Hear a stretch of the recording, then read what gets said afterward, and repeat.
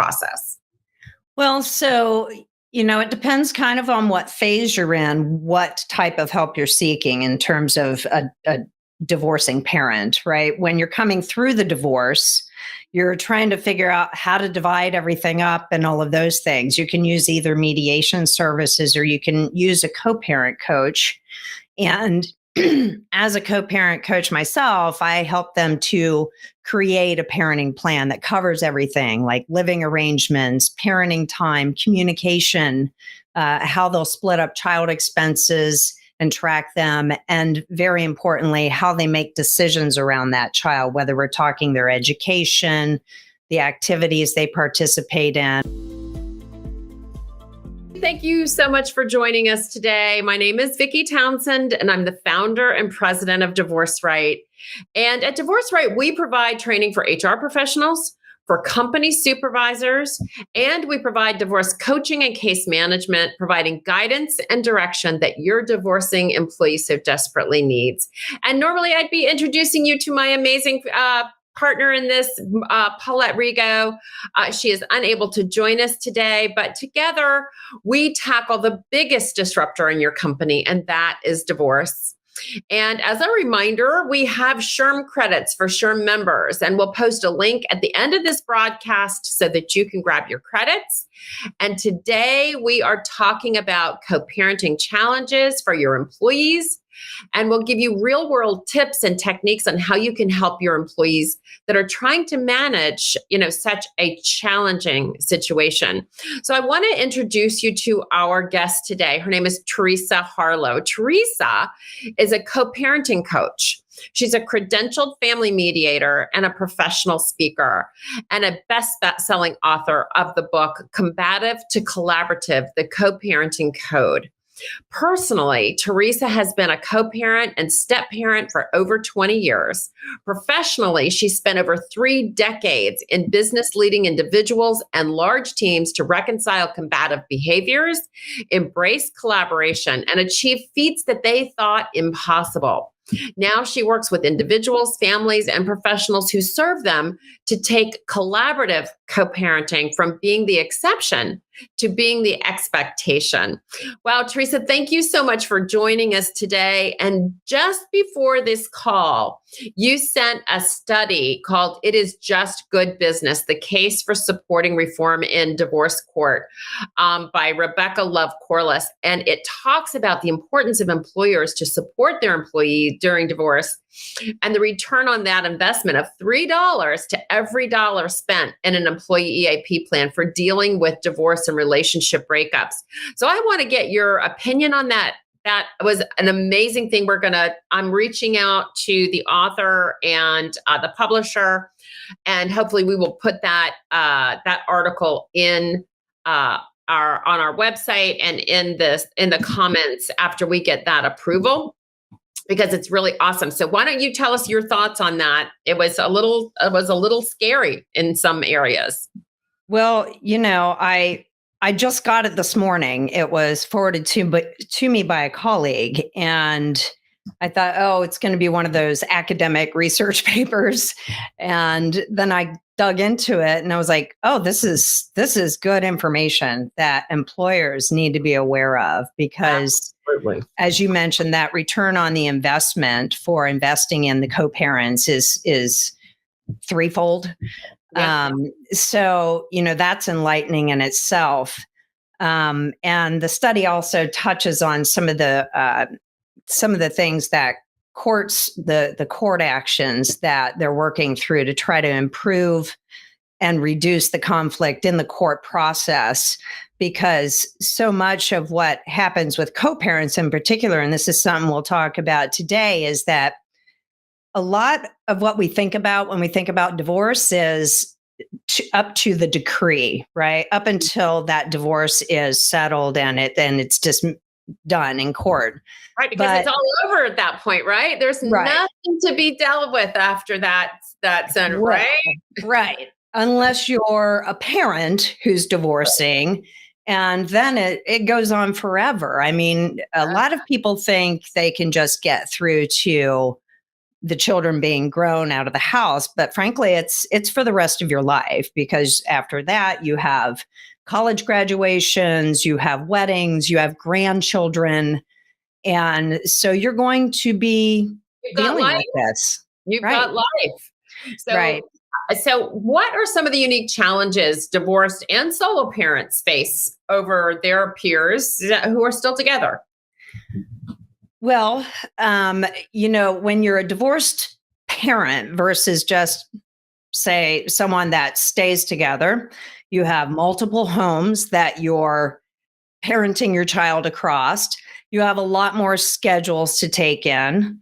And so when it comes to being a reliable employee, for instance, you're at a little bit of the mercy of hoping that other parent keeps their commitments, say to your parenting plan, your parenting time, and that doesn't always happen. So that's a challenge that a lot of co-parents deal with. Additionally, the financial burdens, as Nicole Noonan touched on in your episode last week, Mhm. but run the gamut of everything from now you have a single income household for some period of time in most cases, to just the financial burdens that come along with court cases. If you get into an extended child support or child custody battle, that can go on for years. Right. Emotional stresses then stem from those things, and you suffer everything from challenging communications to just having these ongoing questionable commitments. You're never sure if you can count on the plan that you've laid out and whether you'll be able to execute it. In some more severe cases, you can face safety concerns.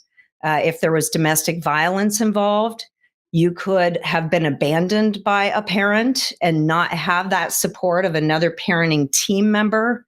Right. Or you could be in that scenario, and I hear this way too much, where you're being alienated from your child. Let's say you had an agreement to share parenting, to have parenting time with your child, but the other parent doesn't keep that commitment and doesn't let you see your child.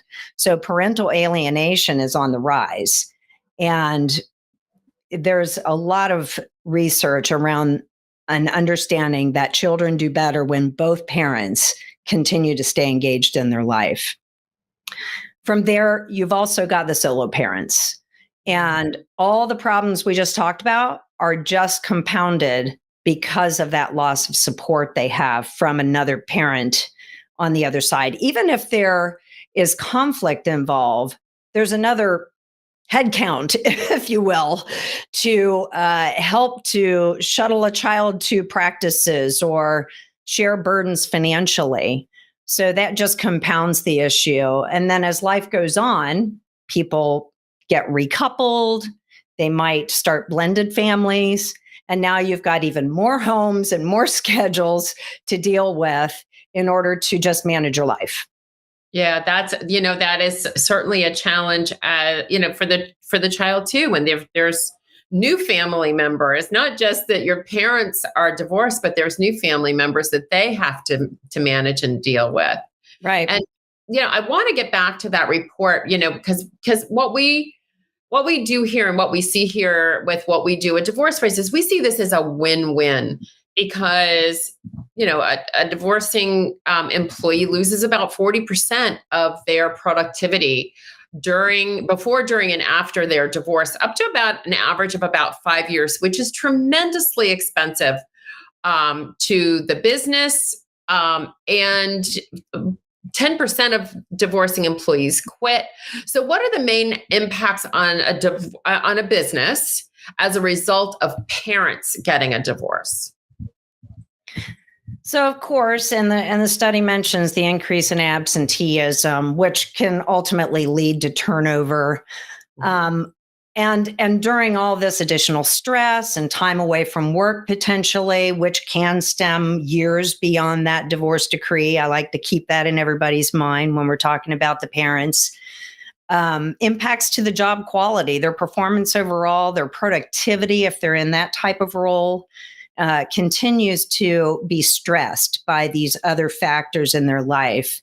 And for those that are dealing with emotional conflicts that they're managing across these multiple households and family members, that that amount of emotion can spill over into the workplace. They could encounter interpersonal issues with coworkers and all the types of things that come with that impact a team working together more collaboratively as well. And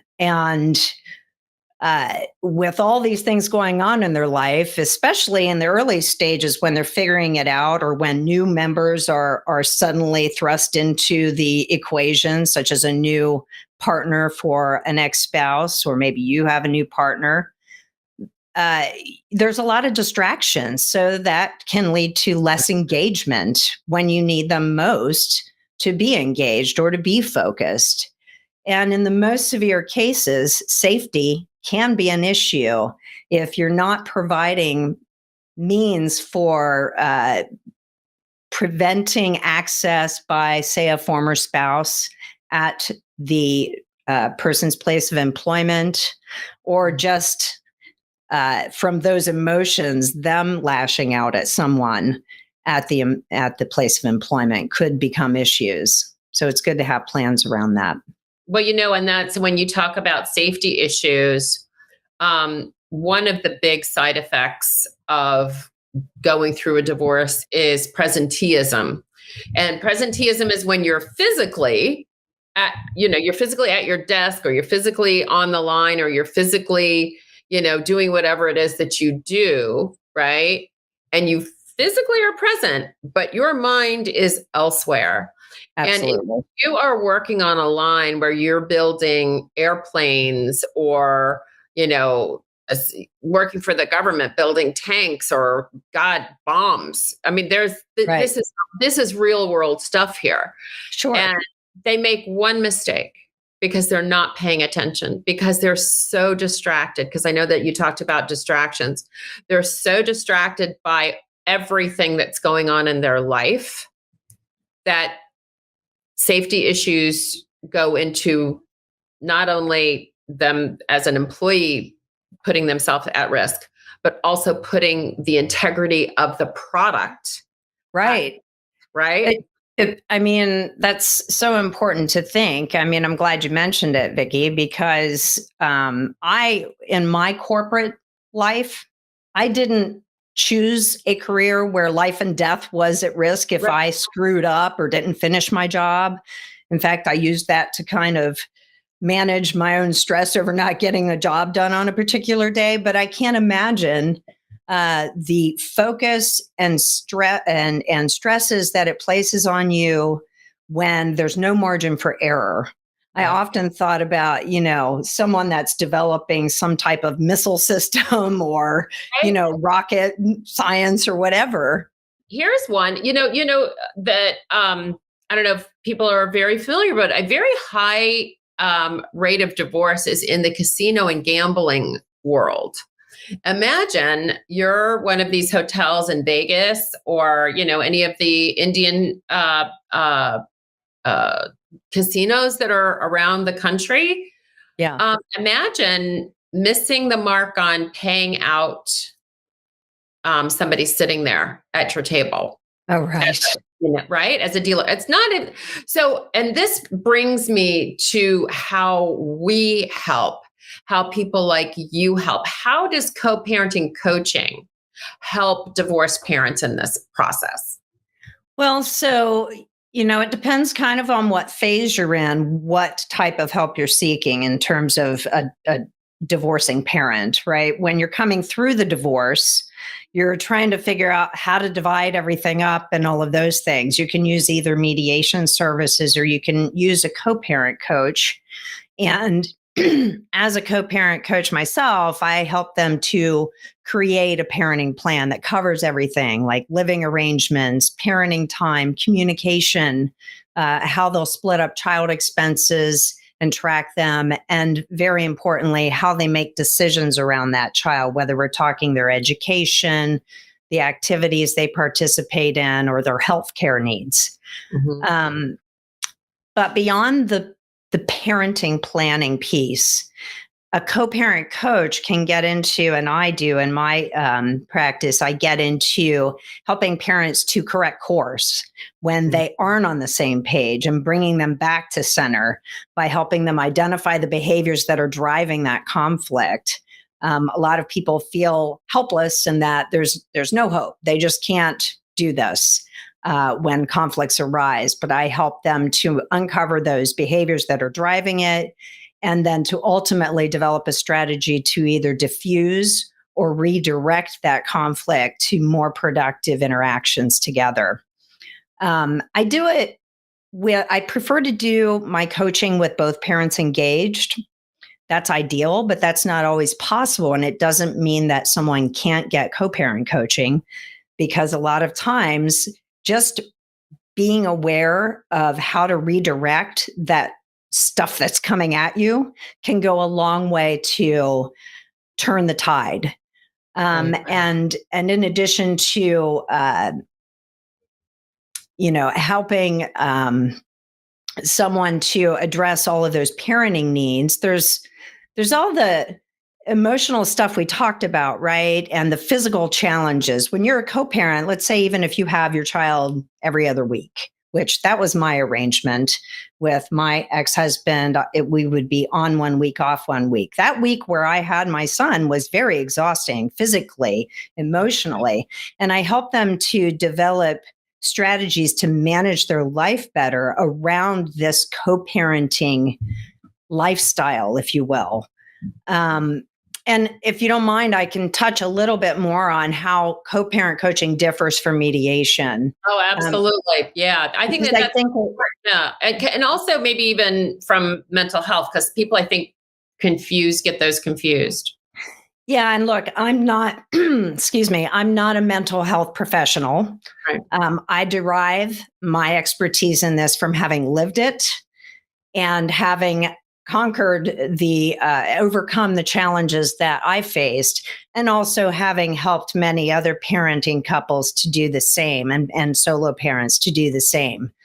In the realm of mediation, I have my mediation credentials, as you mentioned at the beginning. The biggest difference that I would say, well, there's two main differences. One is that the mediator seeks to not give solutions to the parents, but provoke them to develop their own solutions, which is great. And I also seek to do that even in my coaching um, assistance. However, when they haven't thought of some things, I like to augment what they may be thinking of doing when they've maybe become stuck with other experiences that I've seen work with other parents. And so I can bring new ideas to them, whereas a mediator really doesn't get into that type of realm. They stick to letting the parents develop those solutions. So it's just an additional layer of assistance. The other big difference is the duration and the timing of when a mediator would engage versus when a co-parent coach would engage. Most of mediation, but not all, they come back after a divorce decree is finalized and re-engage for mediation. But it's a very short engagement. We're talking, 1 to maybe 5 on the outside number, 5 sessions with a mediator to resolve whatever conflict. In co-parent coaching, I can start working with a parent before they even start the divorce process, all through that divorce situation until the decree, and then years after, if needed, to continue to coach them on how to do better at co-parent coaching or at co-parenting. Right. Exactly. Exactly. Yeah. Well, So those are, and one other thing I'd say that a coach does is gets into some other things that a mediator really doesn't. Mediators mostly deal with property, being split up, parent plans, and the child support issues that come up and child custody issues. A co-parent coach digs down into things like okay, now I'm dealing with a new partner that my ex has. How do I come through this? Or the discipline styles are very different between us. What can I do to manage that? Or maybe social issues pop up with the child and they have different thoughts on what's allowed and what's not. Or even extended family, where maybe you've got a grandparent or an in-law that starts to cause problems. So those are all different. Yeah, right. It's like a maze. Those are all different topics that a co-parent coach gets down into to help someone working with those problems. And making it as amicable, as easy as possible, for sure. Right. And that's really the bottom line. I really think of myself as helping them to design their co-parenting life and to make it, as you put, as easy and as amicable as we can. Exactly. Because at the end of the day, I mean, my kids are in their late 20s and early 30s, and I still have to manage things like, weddings and, Right. I found I just happened to have found my ex's will, and I'm going, wait, has he rewritten his will because he's remarried? Has he rewritten his will? Has he gotten those things? Are my kids still in there? There's Right. those kinds of questions that, I would want to know. I mean, just want to know for my kids' sake that they're covered. But, when you're a co-parent, it's never ending. It really Yes. is never. It's for life. It is. It is. So you spent over 30 years, right, in the corporate setting, like we were talking about in that article earlier. What opportunities do you see where businesses can do a better job supporting divorcing parents in their ranks? Yeah. So I would like to just say first that I think things have improved. I mean, I got divorced back in, oh my gosh, it's going to make me, this is going to reveal my age, but 99, 2000, right there. And I can tell you that work from home, flex schedules, paid time off were not in existence then. Right. We finally got smarter and now we allow, paid time off versus sick time. I remember distinctly calling in when my child would get sick and saying, I'm sick because I couldn't be honest because there was no pay for me to take that time off. So those things have improved, which is a big step. But there's so much more. I would love to see co-parenting support programs offered by employers right there in those EAP programs. The other thing that I think that a lot of employers kind of miss the mark on is being proactive to make sure the employees even know what's available to them. I can tell you that when I left my last corporate job, I was starting this business. And I decided, well, before I leave, I want to see what my company is currently offering that, to see if maybe I could help them out after I left. And my gosh, I had to dig. It was like click, click, click, click, 10 levels deep in the intranet site, right? Yeah. And I finally uncovered some things, but I'm like, who's going to have the patience to do that? I did, because that's me, tenacious like I am. But a lot of people would have long since given up. So I think both informing the employees that it's even out there, reminding them, hey, if you need help in these areas, these are the things you can tap into. And I think that can be done by the HR department. But I also think, as a former people manager myself, that those direct managers and supervisors can take some responsibility of making sure the employees know what's available to them, and then making it right. And then making it easy in those systems for the person to access the information. It's literally sometimes just hidden beneath, like to your point, you end up digging and digging and digging to find these resources. Right. And they're making these huge investments, right, in these resources, and they can't find them to use. And in the case of divorce and those types of things, it's not like having a a benefit that's a discount tickets to Disney World, right? We're talking Right. about something that can be very heavy and not necessarily the most fun. Right. But It is a heavy topic. I will say to both the company and to the employee that it's the most important. Well, and it's extremely costly If they for if they don't provide it. agreed. So what are some other things that you think that they should do? Well, I think I kind of mentioned that managers can be proactive and be knowledgeable yourself Yep. about what is available, and encourage your employees to be forthcoming and to leverage those resources that are available. Um, and make sure that you have an understanding of what situation your parent or what situation your employee is in, so that if they start to have issues and you understand it's this co-parenting dynamic that they're dealing with, that you can get them the type of resources, and you can also make sure they don't overcommit themselves or make unwise decisions based on where they're at currently. um, and I think if you don't already have it, it would be great to offer the employee some type of list, whether it's a list of books, magazines, websites, professionals, or any other type of resource that can assist them in managing their life. And even just the little simple things.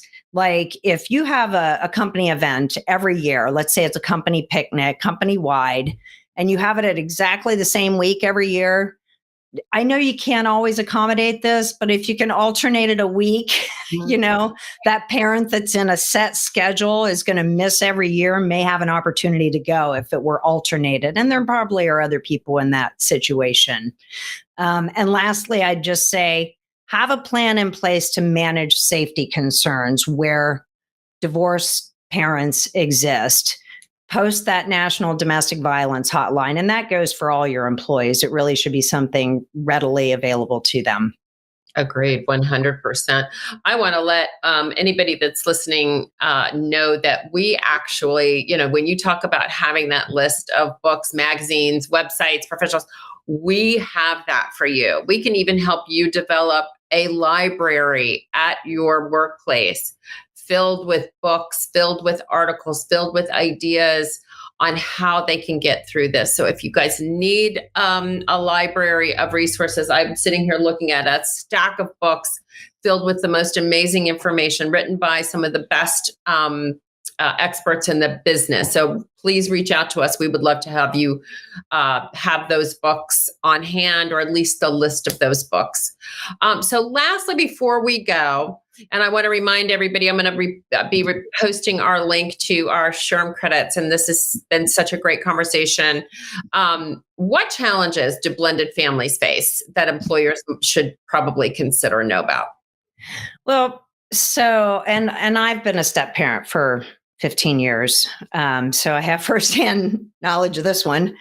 Um, you wouldn't you would be shocked to know how difficult it is to just plan a family vacation, because you've got all these additional schedules to manage and all of these additional influences. Now suddenly there's another parent coming into play when we're talking about keeping commitments to schedules, and those sort of things can come back to the employment realm.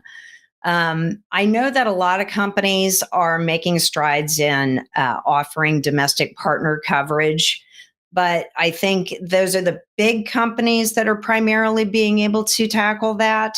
There's still a big gap when it comes to domestic partner coverage, and even coverage for a domestic partner's children who live with the employee who works for you. So there's a gap there. And I would love to see an offer of blended family coaching services, or recommendations through that EAP program. Agreed, 100%. This is an event that should be in every EAP.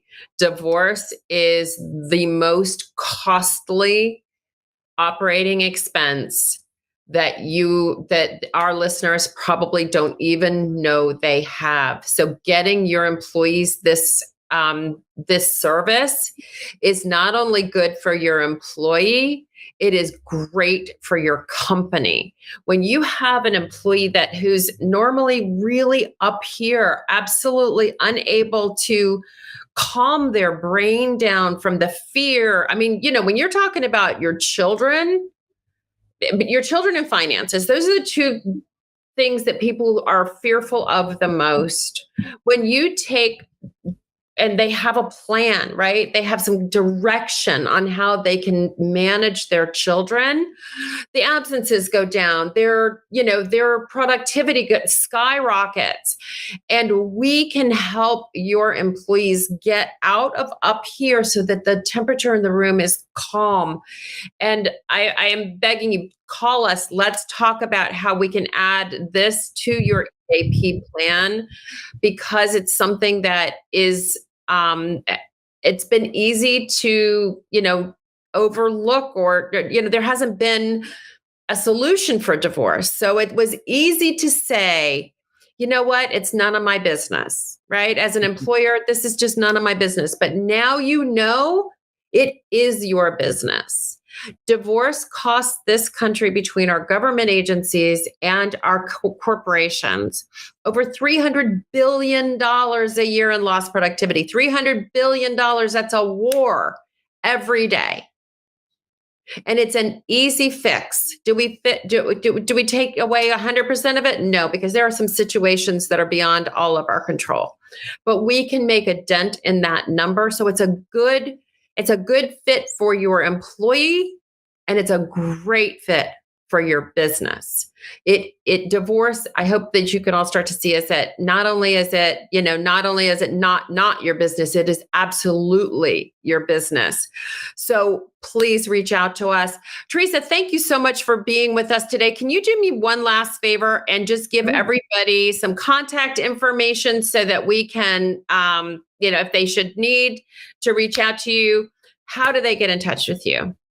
Yeah, so my website is easy, teresaharlow.com. And if you misspell it, I think I've got several versions of that, but teresaharlow.com. And you can always reach out to me on email at info@teresaharlow.com. And I would love to speak to you, learn more about what your needs are. You are awesome. Thank you, my dear, for being with us today. Aww. And Paulette, if you're listening, we missed you today, but we will be back next week. And next week we are going to be talking, we do this every Thursday, Teresa. And next week we're going to be actually talking about what we do and why this is so important for companies across the country to participate in and learn about how easy it is to solve. Really and truly, we've got the answers for you. So Teresa, thank you so much. I hope you have a great weekend, and we will see everybody next week at 1:00 Eastern time here on LinkedIn. Thank you so much for joining us today. Thanks, Vicki.